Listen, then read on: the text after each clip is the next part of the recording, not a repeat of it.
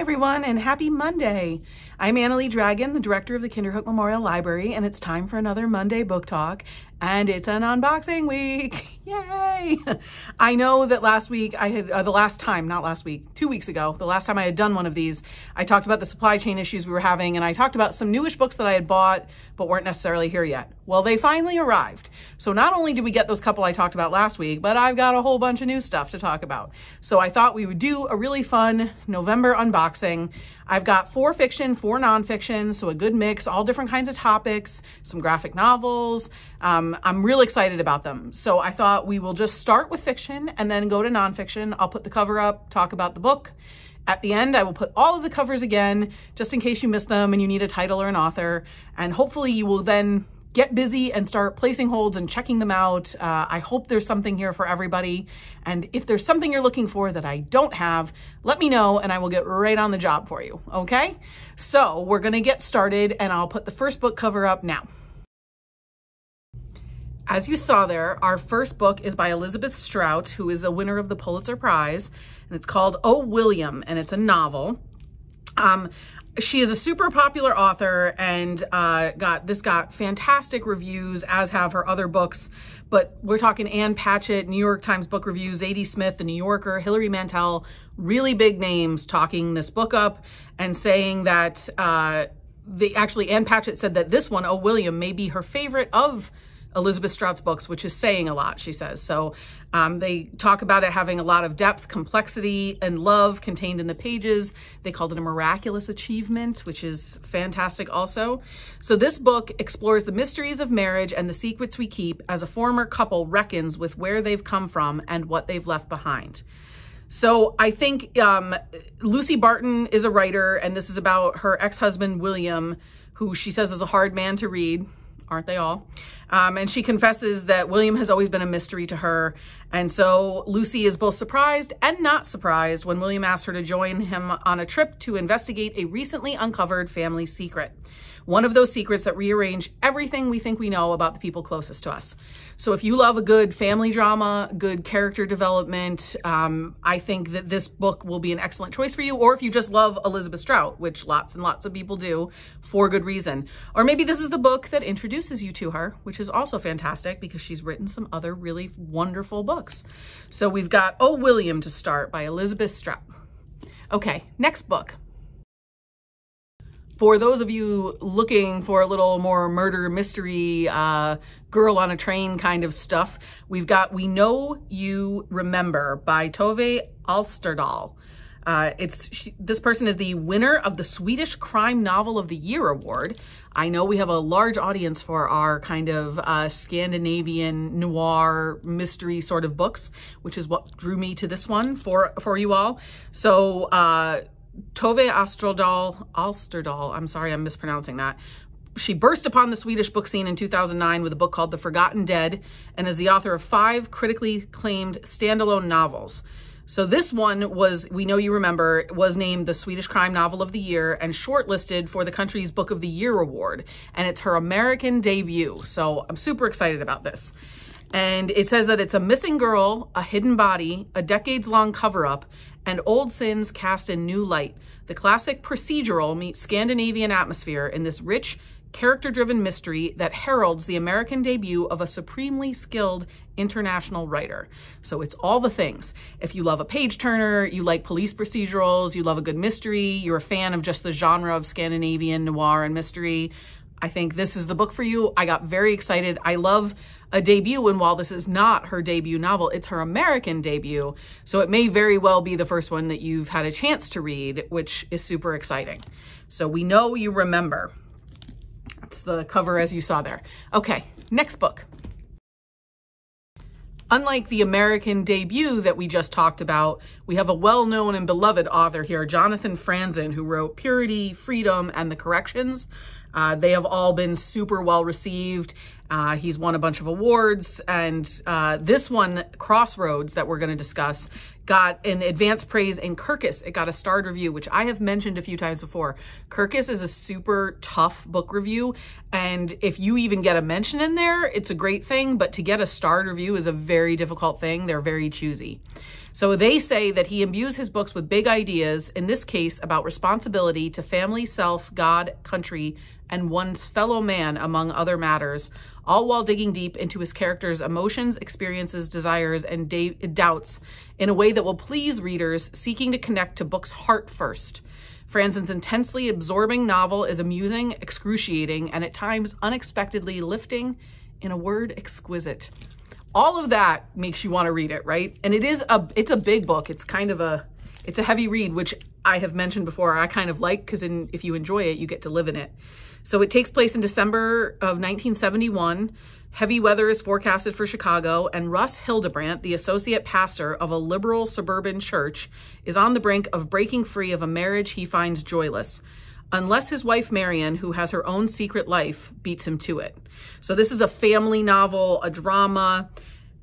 All of his books are celebrated for their vivid characters and for their keen-eyed take on contemporary America. And I felt that when reading the description from Kirkus, that there are a lot of things here that are kind of current that we're talking about in our society in America right now. So things about responsibility to yourself, to your fellow man, talking about our emotions and our experiences and desires. So I think that this is not going to be necessarily a light read, but I think a very worthwhile and satisfying read if you're looking for that emotional connection to characters and a real glimpse of humanity in that way, things that we all deal with but maybe don't always talk about. So Jonathan Franzen's Crossroads. Okay, one more fiction book. So the last fiction book that I'm talking about today is called The Inheritance of Orquídea Divina. It is a novel by Zoraida Cordova, who is the award-winning author of Labyrinth Lost, which I have not read yet, but if you like this one. This is V.E. Schwab, who wrote The Invisible Life of Addie LaRue, which I talked about on one of my book talks, and I adored. Some magical realism, just fantastically written. I love her books. She, as an author, called this book an expertly woven tale of family power threaded with as much mystery as magic. This book is simply exquisite. It's like the second book that's been called exquisite. I guess I picked well this time. So it says, the stars have shifted, the earth has turned, the time is here, I am dying, come and collect your inheritance. The Montoyas are used to a life without explanations. They know better than to ask why the pantry never seems to run low or empty, or why their matriarch won't ever leave their home in Four Rivers, not for graduations, weddings, or baptisms. But when Orquídea Divina invites them to her funeral and to collect their inheritance, they hope to learn the secrets she has held on to so tightly their whole lives. Instead, Orquídea is transformed into a ceiba tree, her limbs stretching into roots and branches, leaving them with more questions than answers. So it's as a stunning homage to the power of ancestors and the legacy they leave behind. A spellbinding tale of magic that is woven across generations. Readers will be captivated by the charismatic and unforgettable Montoya family, an enchanting and transporting read. So the things that this reminded me of is like Water for Chocolate, which also involves families and some magical realism and a lot of emotion. And I love the idea that it's this woman has come to the end of her life that holds this great deal of power for their family, and they're hoping for one thing and they get something entirely different. It sounds fascinating. The cover is just beautiful. I can't wait to read this one. This is definitely going high on my list. So hopefully for those of you out there who like a little magic in your fiction, this will speak to you as well. Okay, I have some nonfiction for you next. The Cause, the American Revolution and its Discontents, 1773 to 1783. This book is by Joseph J. Ellis, who is a winner of the Pulitzer Prize. And this is a culminating work on the American founding by one of our leading historians, and it rethinks the American Revolution as we know it. So if you're a history buff, or just particularly American history, I think that this book is something that will speak to you immensely. It says that our national, let me start that sentence again. In one of the most exciting and engaging histories of the American founding in decades, Pulitzer Prize-winning historian Joseph J. Ellis offers an epic account of the origins and clashing ideologies of America's Revolutionary era, recovering a war more brutal and more disheartening than any in our history, save perhaps the Civil War. So when I bought this one, I was thinking of our nonfiction book club that we have here at the library, because they get into all kinds of nonfiction, but I thought this one particularly sounds like there's a lot to talk about, given that it's a very well covered subject in a lot of nonfiction, but this sounds like it has a new take, and it's written by a Pulitzer Prize winner, which always puts things at the top of the list in my opinion. So if you are a history buff, if you love some nonfiction, if you just want to know more about American history, The Cause by Joseph J. Ellis should maybe be the next thing on your reading list. Okay, I've got a few more for you. I wanted to cover a few graphic novels that I bought, which all happen to be nonfiction this time around, which is a newer trend. I'm seeing more and more of these aimed at adult audiences, and I love it. So the first one that you saw there is called Seek You, A Journey Through American Loneliness by Kristen Radke. It says that there is a silent epidemic in America, loneliness. Shameful to talk about and often misunderstood, loneliness is everywhere, from the most major metropolises to the smallest towns. So this book is all about that. It is beautifully illustrated, obviously, because it is a graphic novel. So there is writing, but there are also a lot of images, and I think it's an underappreciated art form, in my opinion, honestly. If you've never checked one out, you definitely should, because it's a different experience than just reading text. And I think that this is timely, especially given the pandemic situation. Many of us found ourselves lonelier than maybe we have been in recent years, or at least having to grapple with it in a way that we had the lack of distraction that we would normally have. And I think it's a really important thing to talk about, because loneliness and depression and those things are problems in our society that need to be addressed. And this book seems to do it beautifully. So Seek You, A Journey Through American Loneliness. I have a couple more. The second graphic novel I wanted to talk about is called Wake, The Hidden History of Women-Led Slave Revolts by Rebecca Hall.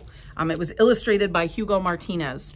So it is part graphic novel, part memoir. It's an imaginative tour de force that tells the story of women-led slave revolts and chronicles scholar Rebecca Hall's efforts to uncover the truth about these warriors who, until now, have been left out of the historical record. So what I like about this is it's a part of history that is not oft discussed. And I think more and more we are seeing the stories of people that were underrepresented, women, people of color. Their points of view were often unrepresented, or their heroic efforts were forgotten. And so I think that this is a really awesome addition to our collection, our history collection. And it is, again, beautiful artwork throughout the book. And like I said, it's a different experience to read it with the illustrations. They really add to it, in my opinion.